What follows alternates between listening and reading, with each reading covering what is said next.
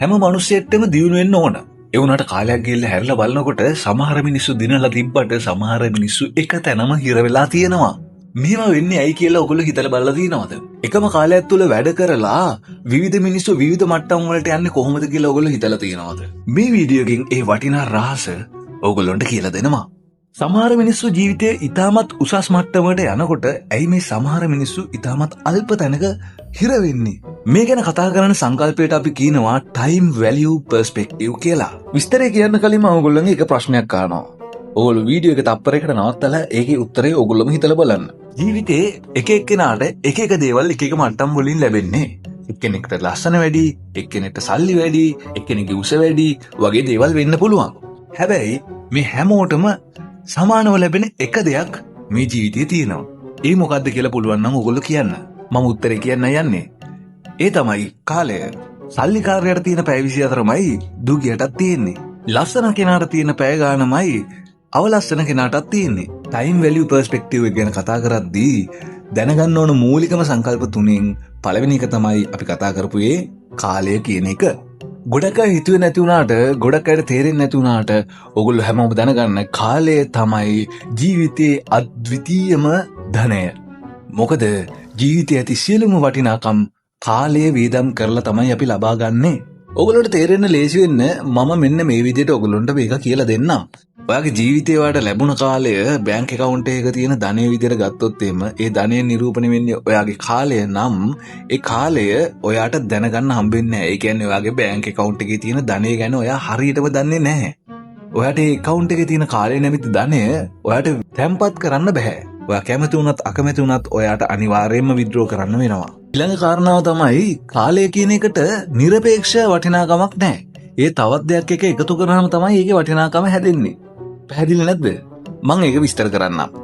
දැන් මේ වීඩියෝ එක හදන වෙලාව වුණත් මට ඕනනම් පුළුවන් ගිහලා නිදා ගන්න. එතකොට මගේ කාලයේ වටිනාකම සහ මම මේ වීඩියෝ එක කරනකොට ඒ කාලයේ වැය කිරීමේ වටිනාකම සම්පූර්ණයෙන්ම වෙනස්. ඒ වගේම කෙනෙක්ට පුළුවන් මේ වෙලාවේ ගිහිල්ලා වත්තක වැඩක් කරලා තියලා කීයක් හරි හම්බ කරන්න. එතකොට කාලය සහ ශක්තිය එකතු කරලා වටිනාකමක් ගන්නවා. සමහර අයට පුළුවන් ඉගෙන ගන්න යොදවන්න. එතකොට එයා කාලය ඉදිරිය සඳහා ආයෝජනයක් විදියට දානවා. තව කෙනෙක්ට පුළුවන් තමන්ගේ මේ කාලය තමන්ගේ සෞඛ්‍ය සඳහා ජිම් එකකට ගිහිල්ලා ගත කරන්න. එක එක දේවල් එක එක්කෙනා කරනකොට එක එක්කෙනාගේ ටයිම් එකට ලැබෙන වැලියු එක වෙනස්. සමහර අය මේ කාලේ වැය කරන ඇති ජෝක් වීඩියෝස් බල සෝෂල් මීඩියා එකේ උඩට පල්ලෙහාට නිකන් ඔහේ ගමන් කර. එහෙමත් නැත්නම් තමන්ගේ යාළුවෝ හම්බෙලා රස්තිය අඩු ගහන ගමන් නිකන් කාලය නාස්ති කරගනිමින් ඊටමත් අඩු අගයක් තමන්ගේ කාලයට ලබා දෙන අයත් ඉන්නවා. ඊළඟට මේ time value perspective එකේ වැදගත්ම දෙයක් හැබැයි ගොඩක් අයට තේරුම් නැති දෙයක් තමයි මේ කාලයට opportunity cost එකක් තියෙනවා. ඒ කියන්නේ මොකද්ද? ඒ කියන්නේ තමන්ගේ කාලය තුල කුලී වැඩක් කරන කෙනෙක්ට ඒ කාලයම යොදවන්න බෑ නැවත ආයෝජනයකට හෝ යම් කිසි දෙයකට. හැබැයි ආයෝජනයකට යොදන කෙනා ඒ කාලය කුලී වැඩක් කරන්න බැරි වෙන්න පුළුවන්. අන්න ඒ වගේ එකක් කරද්දී එකක් කරගන්න බැරි වීම තමයි opportunity cost එක කියලා කියන්නේ. යම් දෙයක් කිරීම නිසා තවත් දෙයක් කරගන්න බැරි වීම. සමහර වෙලාවට මේ දෙකම නොකර කාලේ නාස්ති කරන කෙනාට මේ දෙකේම වටිනාකම යාගේ ජීවිතයට ලැබෙන්නේ නැහැ. හරි, දැන් ඔයගොල්ලෝ මේ time value perspective ගැන ඉගෙන ගන්න අවශ්‍ය මූලික සංකල්ප ටික දන්නවා. දැන් අපි යමු හරියටම වැඩේට. කාල අර්ථ ගොඩනැගීම මොකද්ද මේ කියන්නේ කියලා මම මෙහෙම විස්තර කරලා දෙන්නම්. අපි මේ කතා කරන time value perspective එක දන්න මිනිස්සු, ඒක භාවිතා කරන මිනිස්සු ජීවිතේ ඉහළ මට්ටම් වලට යනවා. ඒ වගේම මේක තේරුම් ගත්තේ නැති මිනිස්සු හැමදාම ජීවිතේ එකම මට්ටමකට හිර වෙන හැටි ඔයගොල්ලෝ දැකලා ඇති. ඔයගොල්ලන්ට තේරෙන්න මම මෙන්න මේ විදිහට මේක කියන්නම්. තරුණයෙක් ඉන්නවා. ඒ තරුණයාට වයස 32ක විතර කියලා හිතන්නකෝ.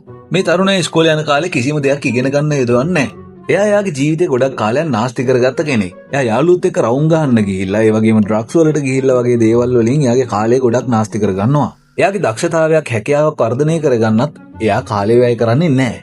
මේ වගේ කෙනෙක් දක්ෂතාවයන් වර්ධනය කරගන්න කිසිම කාලයක් වැය කරන්නේ නැති නිසා ඊටාම ප්‍රාථමික මට්ටමේ හැකියාවන් තමයි එයාට තියෙන්නේ. ට්‍රිවිල් එකක් එලවනවා වගේ දෙයක් තමයි එයාට උපරිම කරන්න පුළුවන් වෙන්නේ. නමුත් එයාට ට්‍රිවිල් එකක් ගන්න සල්ලිත් නැහැ. එයා අම්මගෙන් තාත්තගෙන් හෝ කාගෙන් හරි ඉල්ලුවත් මෙයා වගේ කෙනෙක්ට මුදල් දෙන්න හැමෝම දෙපාරක් හිතනවා. මේ වගේ අය ගොඩක් වෙලාවට පාරක් අයිනට ගිහලා නිකන් කාලේ නාස්ති කරනවා යාළුවොත් එක කතා කර. මේ වගේ අය බොහෝ වෙලාවට මොකක් හරි සමාජ විරෝධී කටයුත්තකට යන්න අවස්ථාව ලැබුණු ගමන් ඒකට යනවා. ඒ අපි කතා කරේ පළවෙනි මට්ටම ගැන. අපි ඊළඟ චරිතය ගැන කතා කරන්න යමු. ඊළඟ තරුණයා අරයට වඩා චුට්ටක් ඉස්සරහින් ඉන්නේ. එයා ඕලෙල් වගේ පාස් වෙනවා. ලොකු ස්කිල් එකක් හදාගන්න එයාගේ කාලය වැය කරගන්නෙත් නැහැ. නමුත් කොහොම හරි එයා අඳුරන මාර්ගයකින් හරි රස්සාවක් හොයාගෙන ඒ රස්සාවට යනවා. එයා රස්සාවට යන තැනට එයා යන්න පැයක් දෙකක් වේලාසන යන්න ඕන බස් එකේ යනකොට වෙලාව යන නිසා. එයා ඉතින් උදේ පාන්දර හැරිලා දාඩිය දාගෙන තෙරපිලා එයා ඇවිල්ලා රස්සාව කරනවා. ගෙදර එනකොටත් අර වගේම පැයක් දෙකක් එයාට කාලය ගත වෙනවා. හැබැයි එයාගේ මහන්සියට යම් කිසි මුදලක් එයාට ලැබෙනවා. අපි ඊළඟ තරුණයාට යමු. එයත් මේ වයසමයි කියලා හිතන්න. අපි කලින් කතා කරපු තරුණයා යන රස්සාව කරන තැන බොස් මෙයා තමයි. එයා එයාගේ කාලය අධ්‍යාපනයට හරි යම් කිසි දක්ෂතාවයක් ප්‍රගුණ කරන්න හරි යොදවලා එයා ටිකක් ඉහළ මට්ටමකට යනවා. එයාට කලින් කතා කරපු තරුණයාට තරම් වැඩි වෙලාවක් මහන්සි වෙන්න අවශ්‍ය වෙන්නේ නැහැ. මේ වගේ සමහර වෙලාවට තැන් කීපයක් කළමනාකරණය කරන ගමන් එයාගේ කාලයත් ඉතුරු කරගෙන එයා සාමාන්‍යයෙන් නිදහස් ජීවිතයක් ගත කරනවා. මේ වගේ අය බොහෝ වෙලාවට එයාගේ ශ්‍රමය ගොඩක් වැය කරන්නේ නැතුව එයාගේ කාලයත් සාමාන්‍ය දුරකට ඉතුරු කරගෙන නිදහස් ජීවිතයක් ගත කරනවා. මේ වගේ අය ගොඩක් වෙලාවට මැනේජර් ලෙවල් එකේ කට්ටිය තමයි. ඊළඟට මේ වයසේම තවත් තරුණයෙක් ඉන්නවා. ඊළඟ එක්කෙනා තමයි අර දෙදෙනාම වැඩ කරන ආයතනය නිර්මාණය කරන්න ආයෝජනය කරපු කෙනා. උදාහරණයක් විදිහට ගාමන්ට් එකක් නම් එයා ආයෝජනය කරලා මැෂින්ස් එකක් දාලා තැනක් රෙන්ට් කරලා නැත්නම් තැන් කිහිපයක් රෙන්ට් කරලා එයා මේ වැඩේ පටන් ගන්න කෙනා. ඔහුට නම් කඩේට එන්නවත් අවශ්‍ය වෙන්නේ නැහැ. ඉඳලා හිටලා ඇවිල්ලා යන්න පුළුවන්. එයාගේ බිස්නස් එක සාමාන්‍ය විදිහටම යනවා. එයා මැනේජර් කෙනෙක් දාලා ඉන්නවා. එයා වැඩ ටික හොයලා බලලා කරනවා. අනිත් සේවක සේවකියොත් එයාගේ යටතේ ඉන්නවා. මේ වයසේම තවත් තරුණයෙක් ඉන්නවා. එයා එයාගේ කාලය ක්‍රියාකාරී දැක්මක් සඳහා ආයෝජනය කරලා තියෙන්නේ. පැහැදිලිවම කිව්වොත් එයා දේවල් හිතලා අලුත් දෙයක් සොයාගෙන තියෙන්නේ. මේ වගේ අය ගොඩක් වෙලාවට බ්‍රෑන්ඩ්ස් හදනවා. නැත්නම් අලුත්ම ප්‍රොඩක්ට්ස් හදනවා. මේ වගේ අය ගොඩක් වෙලාවට බිස්නස් එක වැඩ කරන සිස්ටම් එකක් හදලා ඈත් වෙලා ඉන්නවා. ඔහුගේ කාලය ඉතාමත් අඩුවෙන් තමයි මේ සඳහා යන්නේ. සිස්ටම් එක හදුවට පස්සේ එයාට කරන්න ලොකු දෙයක් නැහැ. ඒ නිසා එයා නැවතත් ඉගෙන ගන්නම තමයි එයාගේ කාලය යොදවන්නේ. නැත්නම් තවත් ආයෝජන අවස්ථාවන් හොයන්න තමයි එයාගේ කාලය යොදවන්නේ. මේ වගේ අය හැමතිස්සෙම නිතර තමාගේ හැකියාවන් වර්ධනය කරගෙන එයාගේ නිර්මාණශීලීත්වය කොහොමද වර්ධනය කරගන්නේ කියන එකට අවධානය යොමු කරනවා වැඩි. ඒගොල්ලෝ හැමතිස්සෙම හොයනවා මොනවාද මාකට් එකේ තියෙන ගැප්ස්, ඒවට කොහොමද අපි සිස්ටම් හදලා ක්‍රියාත්මක කරන්න කියලා. අවුරුදු 32ක ඉන්න පුද්ගලයෝ 6 දෙනෙක් ගැන අපි දැන් කතා කරා. මේ 6 දෙනා විවිධ මට්ටම් වලින් තමයි ඒගොල්ලෝගේ ටයිම් වැලියු පර්ස්පෙක්ටිව් එක අවබෝධ කරගෙන ඉන්නේ, ක්‍රියාත්මක කරන්නේ. අපේ කාලේ account එකක තියෙනවා කියලා හිතුවොත් ඒ account එකේ කාලය කියන ධනය ටිකෙන් ටික අරගත්ත පළවෙනි පුද්ගලයා ඒක නිකම්ම නාස්ති කරගෙන තියෙනවා. එයා එයාගේ ජීවිතයේ වටිනාකම වැඩි කරගන්න ඒක භාවිතා කරලා නැහැ. ඔහුට තියෙන්නේ කවුරු හරි කෙනෙක් ඔහු හිතන ත්‍රිවිල් එක අරන් දෙනකන් බොක්ක උඩට දාලා බලාගෙන ඉන්න එක විතරයි. ටයිම් වැලියු පර්ස්පෙක්ටිව් එක අවබෝධ කරගත්ත නැති මිනිස්සු පත් වෙන ඉතාමත් දුක්ඛිත මට්ටමක් තමයි මේ. ඊළඟ තරුණයා ගත්තොත් එයා රස්සාවකට යනවා. එතකොට එයාගේ කාලය නැමැති බැංක් account එකේ තියෙන දේවල් වේස්ට් කරාට යම්කිසි වටිනාකමක් ලැබෙනවා. නමුත් එයාගේ ඉතුරු කාලය එයා ඉගෙන ගන්න දෙයකට නැත්නම් ඒ කාලය ආයෝජනය කර ගැනීමක් සිදු කර ගැනීමට උත්සාහ කරන්නේ නැති නිසා ඉතාමත් අඩු වටිනාකමකින් තමයි එයාගේ කාලය එයාට වටිනාකමක් ගෙනල්ලා දෙන්නේ. ඔහුට තියෙන්නේ ඔහුගේ කාලය ශ්‍රමයේ විදියට දීම පමණයි. ඊළඟ පුද්ගලයා ගත්තොත් ඔහු නම් ඔහුගේ අධ්‍යාපනය ගැනත් යම්කිසි මට්ටමකට හිතන කෙනෙක්. ඒ නිසා එයාගේ කාලය හොඳට ආයෝජනය කරගත්ත කෙනෙක්. මැනේජර් ලෙවල් එකේ ඉන්න මේගොල්ලෝ ගොඩක් වෙලාවට එයාගේ ශ්‍රමය නෙමෙයි වටිනාකමක් කරන්නේ. එයාගේ නිපුණතාවයන්. ඒ නිසා අර කලින් කෙනාට වඩා අඩු කාලයක් තමයි මෙයාට වැය කරන්න සිද්ධ වෙන්නේ. හැබැයි ඒකත් සම්පූර්ණයෙන්ම ඉහළ මට්ටමේ වටිනාකමක් එකතු කර ගැනීමක් නෙවෙයි. ඊළඟට හිටිය අර ආයතනය නිර්මාණය කරන කෙනා ඊටම අවම ප්‍රමාණික කාලයක් තමයි එයාට යොදවන්න වෙන්නේ. එයා තැනක් අරගෙන එහෙම නැත්නම් තැන් කීපයක් අරගෙන සේවක පඩි නඩි ගෙවාගෙන වැඩේ කරගෙන යනවා. හැබැයි එයාට මේකට ලොකු කාලයක් නම් වැය කරන්න වෙන්නේ නැහැ. ඊළඟ කෙනාට නම් එකම ආයතනයක්වත් නැහැ. ඒ වුණාට එයා නිර්මාණය කරපු අදහසක් නැත්නම් බ්‍රෑන්ඩ් එකක් නැත්නම් ප්‍රොඩක්ට් එකක් නිසා එයාට ලොකු වටිනාකමක් එයාගේ කාලයට ලබා දෙන්න පුළුවන් වෙනවා. ඔහු කාලය නාස්ති කරන කෙනෙකුත් නෙමෙයි. ඔහු ශ්‍රමය විකුණන කෙනෙකුත් නෙමෙයි, නිපුණතාවය විකුණන කෙනෙකුත් නෙමෙයි. ඔහු ආයෝජනය කරපු කෙනෙකුත් නෙමෙයි. ඔහු කලේ වටිනාකමක් ගොඩනගපු එක. ඔයාගේ ජීවිත කාලෙදී සමාජය දිහා හොඳට ඇස් අරලා බැලුවොත් මේ සැකස්ම හැමතැනම දැක ගන්න පුළුවන්. හරි. දැන් අපි අවශ්‍ය දේවල් ටික දන්නවා. හරි දැන් අපි කතා කරමු කොහොමද මේක අපේ ජීවිතයට සම්බන්ධ කරගෙන අපේ ජීවිතය ඉතාමත් සාර්ථක කරගන්නේ කියලා. අපි විවිධ මට්ටම් අනුව මේක කොහොමද භාවිතා කරන්න කියලා කියමු.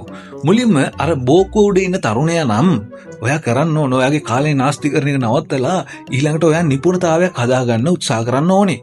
විභාගයක් කරලා නැත්තම් පාඨමාලාවක් හදාරලා තමන්ගේ දක්ෂතාවයක් හදාගන්න ඕනේ.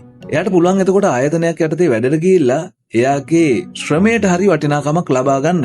කාලේ ශ්‍රමයෙන් වටිනාකමක් හදාගන්න කෙනා හිතන්න ඕන ඊළඟට ඒ ශ්‍රමය වෙනුවට ඔහුගේ නිපුණතාවයක් අනිත් අයට වඩා කැපී පෙනෙන වෙනසක් හදාගෙන එතනින් ඉස්සරහට යන්න. මොකක්ම හරි විෂයක් තුළ සුවිශේෂී හැකියාවක් ගොඩනගා ගත්තාම මේ තැනට එන්න පුළුවන්. මේ විදිහට කාලයක් වැඩේ කරගෙන යනකොට මේ වගේ අයට හිතෙන්න පුළුවන් මගේම කියලා දෙයක් පටන් ගන්න ඕනේ කියලා. අන්න එතකොට තමයි ඊළඟ මට්ටමට යන්නේ.